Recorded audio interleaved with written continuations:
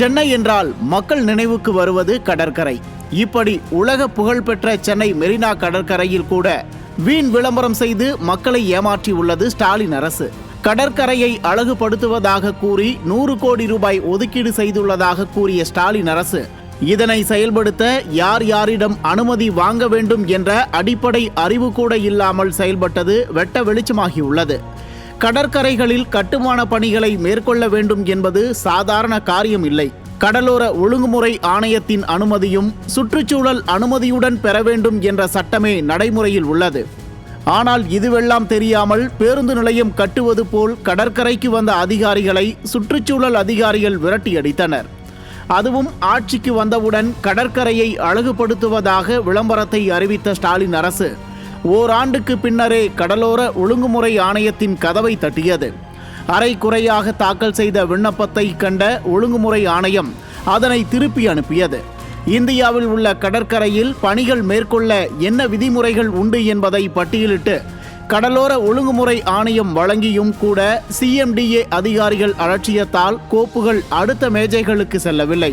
இதைவிட கொடுமை, கடற்கரையில் கட்டுமான பணிகள் மேற்கொள்ளப்படும் போது பாரம்பரியமாக அந்த பகுதிகளில் வசிக்கும் மீனவர்களிடம் கருத்து கேட்க வேண்டும் என்ற விதிமுறை உள்ளது. ஆனால் எந்த கருத்து கேட்பு கூட்டமும் நடத்தப்படவில்லை. இதனால் பல ஆண்டுகளாக வசித்து வந்த மீனவர்கள் தங்கள் வாழ்வாதாரம் பாதிக்கப்படும் என கூறி கடல் போல் பொங்கி எழத் தொடங்கினர்.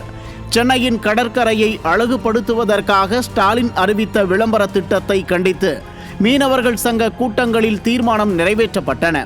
அடிப்படை விதிகளை பின்பற்றாமல் கழிப்பறை கட்டுவது போல் கடற்கரையை அழகுபடுத்த சென்ற ஸ்டாலின் அரசுக்கு பசுமை தீர்ப்பாயம் கடும் கண்டனம் தெரிவித்தது.